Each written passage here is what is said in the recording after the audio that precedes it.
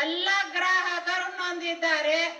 ಇದ್ರೊಳಗ ಮುಖ್ಯಮಂತ್ರಿಗಳು ಬಂದು ನಮಗ ಭರವಸೆ ಕೊಡ್ತಾರೋ, ನಮಗ ನ್ಯಾಯ ಒದಗಿಸ್ಕೊಡ್ತಾರ ಅಂತಂದು ತುಂಬಾ ಕನಸದಿಂದ ನಾವು ಕಂಡು ಇಲ್ಲಿ ಬಂದಿದ್ದೀವು.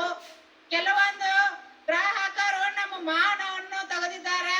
ಮತ್ತ ಕೆಲವೊಂದು ಗ್ರಾಹಕರು ಇದೆ, ಈಗ ಒಬ್ರು ಹೇಳಿದ್ರು ಅವ್ರದ್ದು ಏನೋ ಮರ್ಯಾದೆ ಏನೋ ಅಂತದ್ದು ಏನೂ ಉಳಿದಿಲ್ಲ. ನಾವು